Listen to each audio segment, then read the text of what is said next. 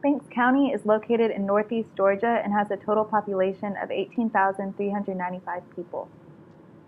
This is a road on one of the residential areas in Banks County, and there's a lot of farming and agriculture in Banks County. There's a lot of cattle.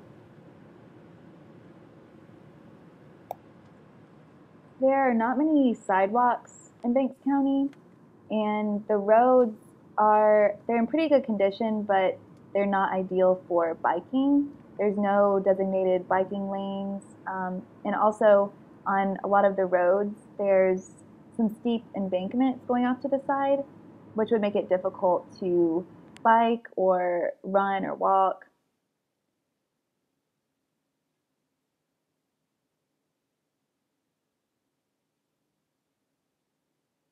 And on this street, there is a sidewalk off to the left where people can run and walk. And this video was taken about 2 o'clock on a Friday afternoon. And as you can see, there's nobody out walking or running or biking. We didn't see anybody out exercising at all. This is just a video of some of the homes around Banks County. Some of them are in good condition and are nice looking, while others are not very well maintained. There's definitely a variety of houses in Banks County.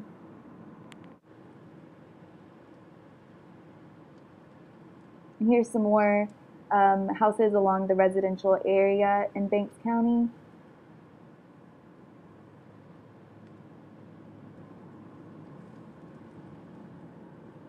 And this is going into one of the main downtown areas in Homer, which is in Banks County. And as you can see, there's some sidewalks off to the left and right. And this is one of the only areas that have sidewalks, as well as in the previous clip that had sidewalks also. And this is a clip of just some of the restaurants that are in Banks County. And as you can see, there's a lot of fast food, Burger King, Checkers, Chick-fil-A, McDonald's. Just a lot of convenience stores, gas stations, and just with a lot of very unhealthy food options. And this is a video coming up on one of the schools in Banks County. This is the primary school. And as you can see, the building is in pretty good condition. It looks fairly new. And Banks County is a very small town, as I said before, and there's only a primary school, an elementary school, a middle school, and a high school. And this video right here is coming up on the elementary school. And this building is in good condition as well. It looks like it's well maintained, and it's fairly new.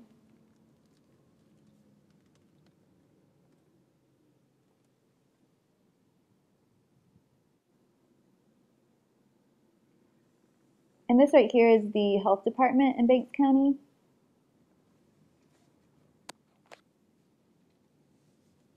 And as you can see, the building, it looks like it's in pretty good condition. It's fairly new looking.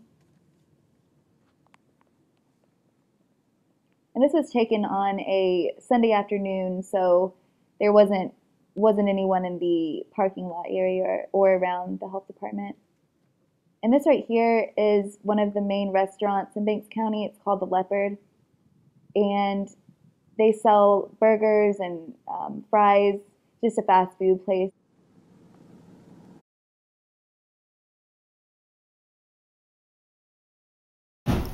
My name is Stacy Morgan, and I am Nutrition Program Director for Banks County Schools. Hey, I'm Donna Piper, and I'm the Cafeteria Manager at Banks County High School.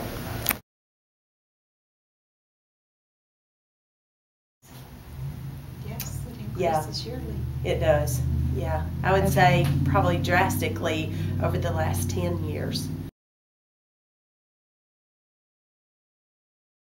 I think the largest contributor to childhood obesity is inactivity. Mm-hmm. I think a lot of the kids, you know, they go home, they're sitting and they're eating. They don't go outside and play. They don't. Right. Yeah. And even, you know, even here where there's so much land and they can get out and stuff, it's no different here. They are very inactive. Well, too, and I'm sure, I mean, I know this is everywhere. It's not just in our county, but just the funding for like their connections classes where normally they would be doing PE every day. You know, I know some of our students, I don't think everybody gets PE every day. Certainly not in the high school because they have so many other things that they're involved in, you know, whether it be band or ROTC or whatever. So they don't necessarily have that as an elective every day. So if they're not doing anything at home and then they're coming to school and they're not having physical ed or some type of physical activity class every day, then they're pretty much not doing anything. And I certainly think a lot of that is because of the technology and video games and other things that kids are interested in now rather than just going outside and running around and playing. So many kids spend so many hours in front of the television and on video games. I mean, that seems to be like the biggest thing right now. Well, it's a trickle-down effect too. I mean, the parents, you know, a lot of adults play those video games. And that is very true. You know, there's a lot of kids at home without their parents, and you know, parents are working, kids are home, and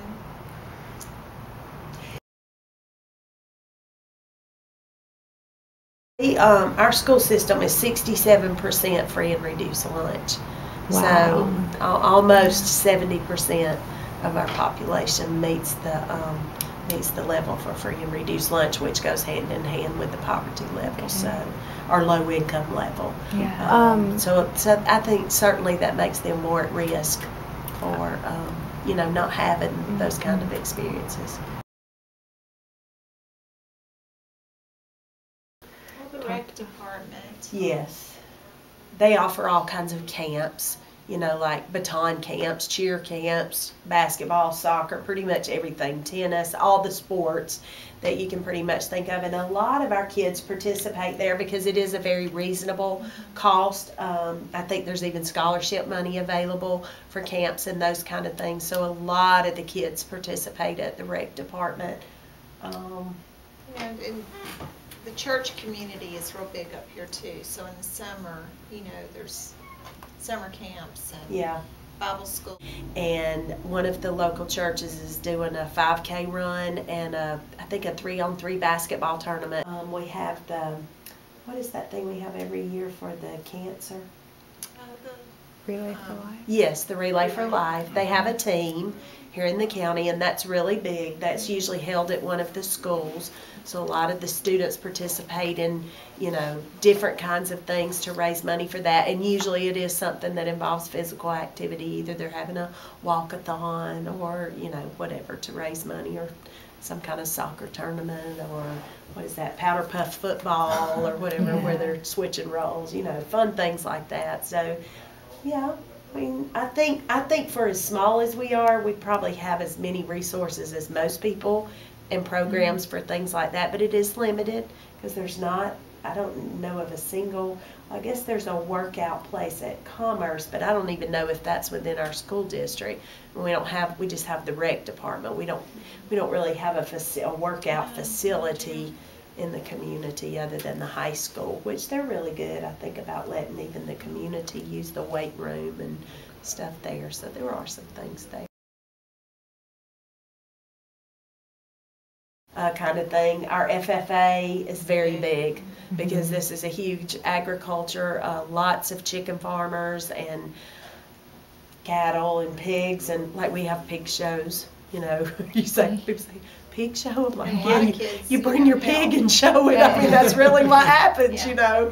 So it's different in that respect. A lot of agricultural type things, but those things are good too. I think that keeps the kids active. There's a lot of work that goes into taking care of those animals and being responsible with those. Yeah. Miss Donna knows that. They have a farm, so it's farming is huge here, and a lot of hardworking people. Just not always a lot of money. You know, because their resources are limited. We don't have a lot of engineers. Wow, I could see that. Well, with the school system, I don't know. That's kind of hard to say because with curriculum, it's really hard.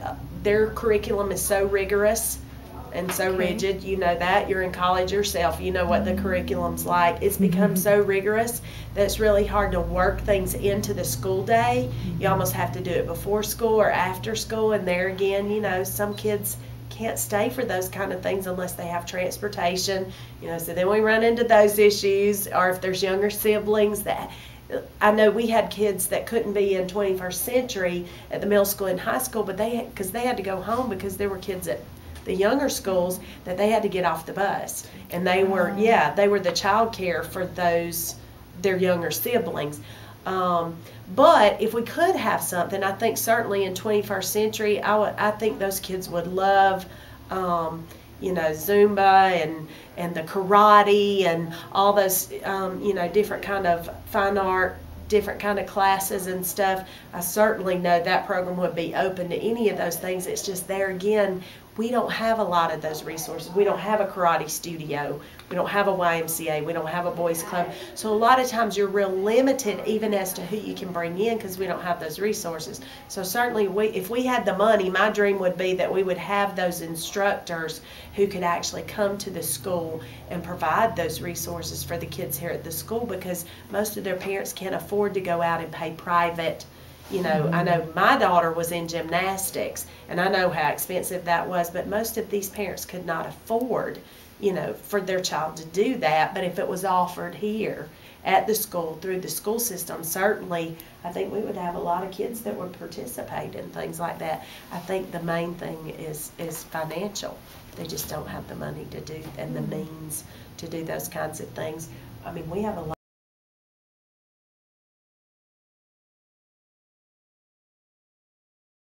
Well, our 21st Century program actually has a transportation component. We have 2 or 3 buses that cover the entire county. It's not over until 6 or 6:30, and they actually transport those kids home on the buses. So they're getting home at, some of them at 7:30 at night. They get on a bus at 6:30 in the morning, and they don't get off that bus until 7:30 at night.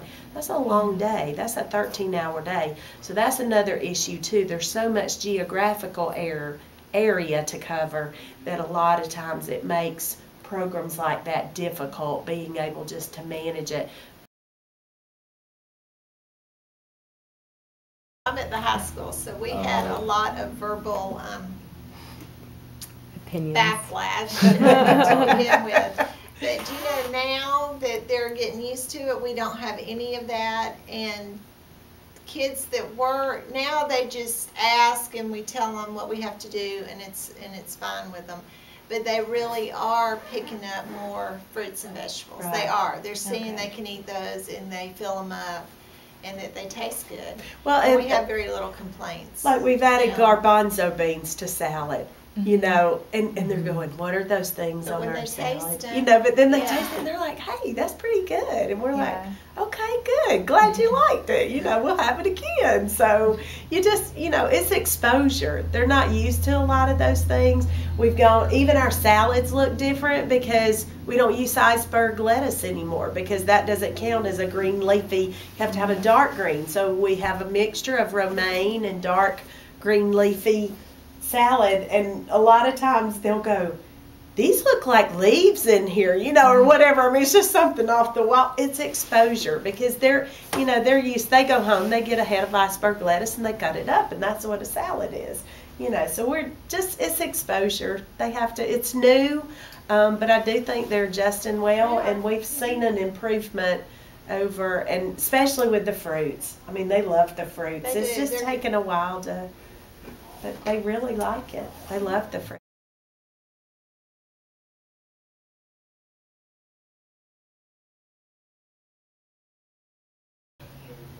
In the schools, we're giving them good, nutritious meals. I think the big problem with childhood obesity starts at home.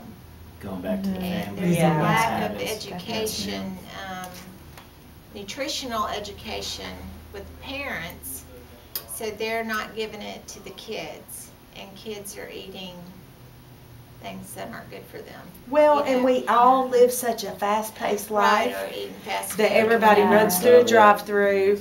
I mean, we're guilty. I ate Right, Arby's for right. lunch today, and I seldom do that, but I did today. Most of the time I ate in the cafeteria, but I didn't today. But you know, sometimes when you're in a hurry, that's just easier. You can run through, you know, and all these moms, they work. Most women work now, so they're, you know, they're getting their kids when they get home from school, and they're running them here and there to soccer practice, to church, or wherever they've got to be, Boy Scouts, whatever's going on.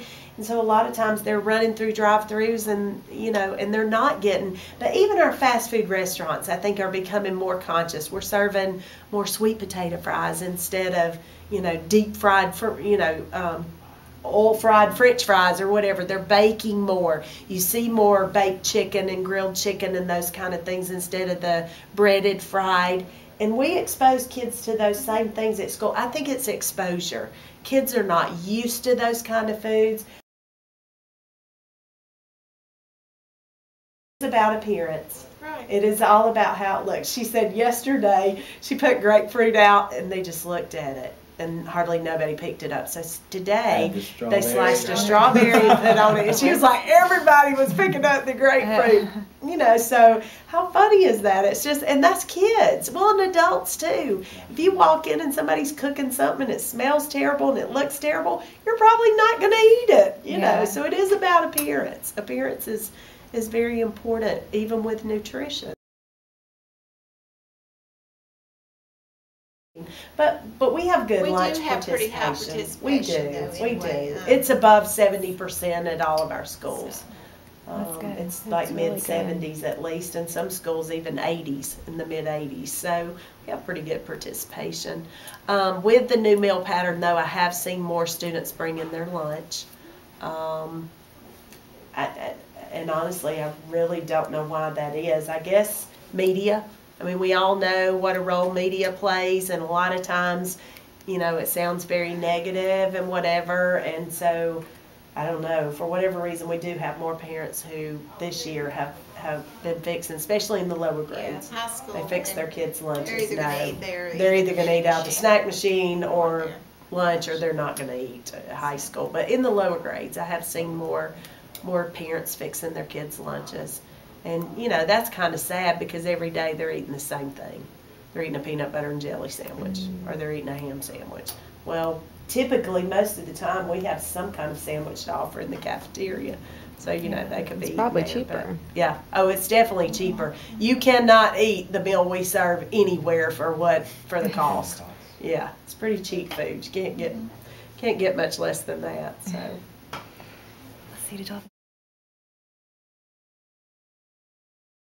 I don't think education is the key to everything. Right.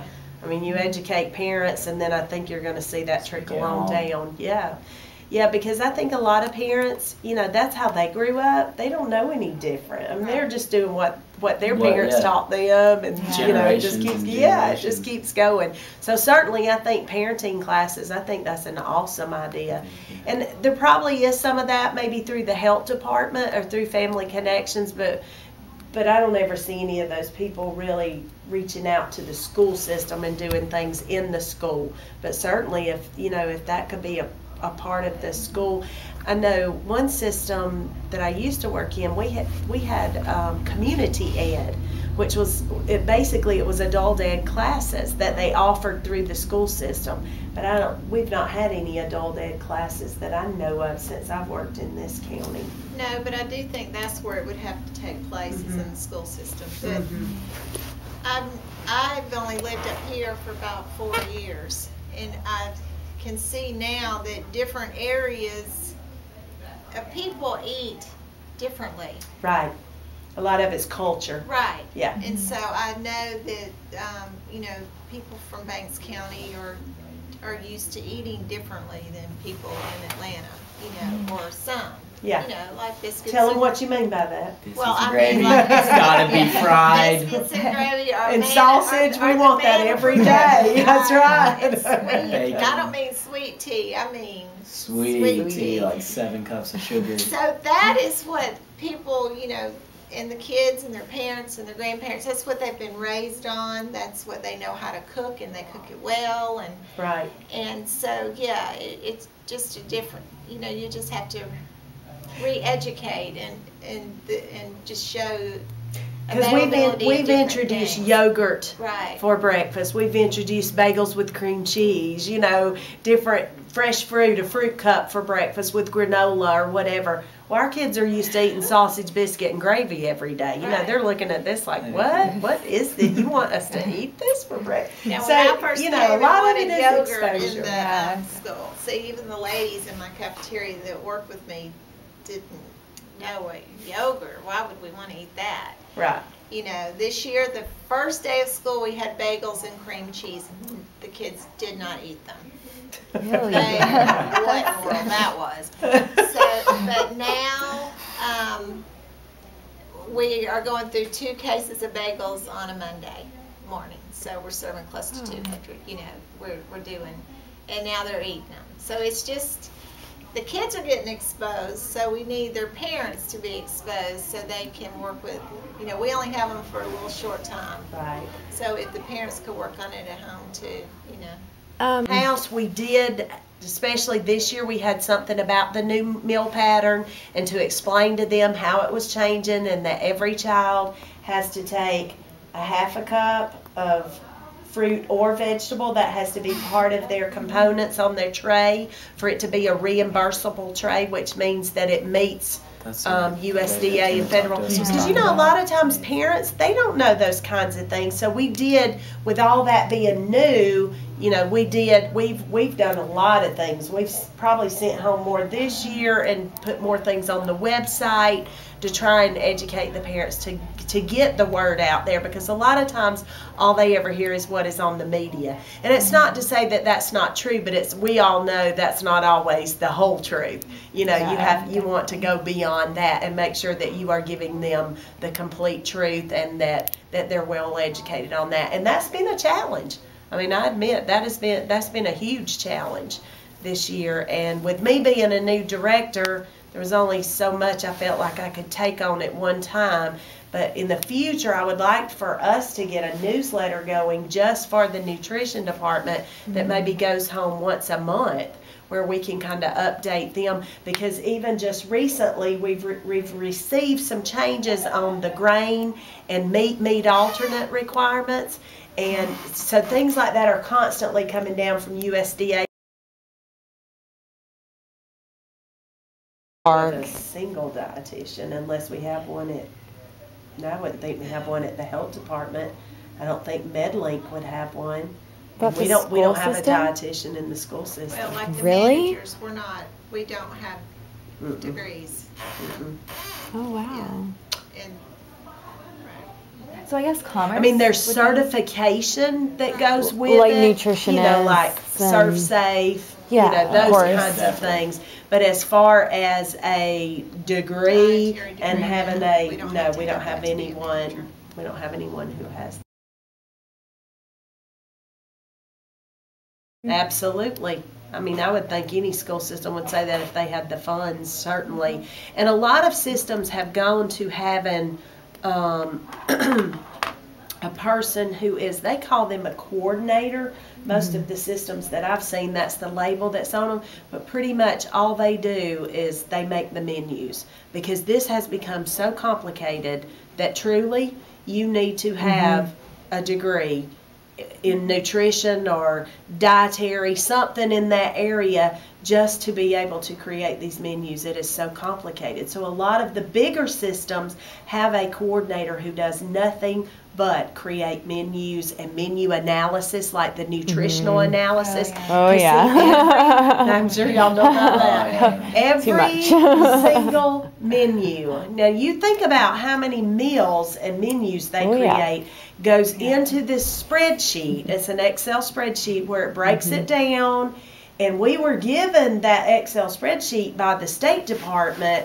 But of course, like anything else you get in technology, it never works like you think it's going to. So it had to be tweaked for several months before we finally got it to where they actually now can plug the stuff in and it works. And when you put the right amount of serving in there, it gives you blah, blah. I mean, it calculates everything. But it's still a pretty complicated process, and you're asking people to do this who some of them have no more than a high school education, so it's very difficult. A lot of their knowledge is just from working in the field of nutrition. Alright, so my name's Taylor Truelove, and I work at Homer Drug Company in Banks County. Okay. We do have some that are type 2 diabetics, that isn't hereditary. And they're on things, anti-diabetics like metformin. Yeah. Some of them have even advanced on to, they've become insulin dependent.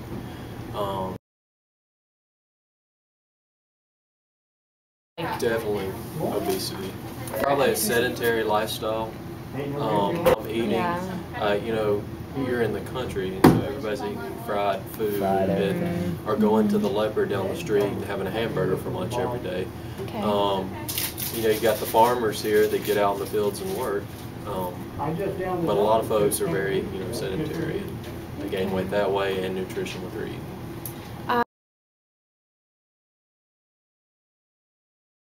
We sure do. This pharmacy is owned by Kim and Zeb Bost, and they also have another pharmacy in Commerce. It's called Tigertown, and Kim actually has her. She's a diabetes specialist and an educator that she's been accredited for. So she used to actually do diabetes education classes at the other pharmacy. So she does those. She does weight loss seminars. Usually that is pushing a product, like the Mono-V, things of that nature. But in her diabetes classes, she talks about nutrition, carbohydrates, things like that, and exercise training. Right. No.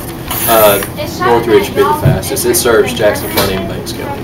Okay, wow. And then most people opt to go to Gainesville, Northeast Georgia, or St. Mary's or Athens Regional. 75 to 80. Wow. Uh-huh. Okay. I mean, a very large amount. I think if we had the time and I guess the energy to do the classes for free, that would be beneficial. I think, and I guess this is true of every area, a lot of times patients gotta want to change for anything to happen, and that's really nothing that I feel like I can encourage that as a pharmacist, but I can't make them do it. Yeah. So I guess providing information to patients on what the outcomes are if you're obese, that you're higher risk of having hypertension, diabetes, stroke, things of that nature, heart disease, cardiovascular problems. But a lot of times they'll attend those education classes and think, oh well, I'll apply this to my life, and they don't. Mm-hmm.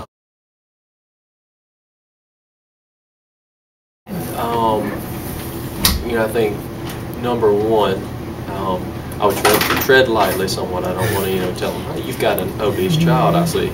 Show them ranges. Right, but if they were on blood pressure medicine and they were below the age of 17 or 18, and if they had diabetes type 2 before the age of 18, I think that's during your counseling time with that patient or with that patient's caregiver, whether it be their parent or whatnot. I think dietary changes, exercise, would definitely need to be discussed. And hopefully at some point, if they lost X amount of pounds, they'd be able to roll off that metformin or improve their blood pressure where they could come off of, Not be insulin. you know, those Okay. antihypertensive Yeah. drugs.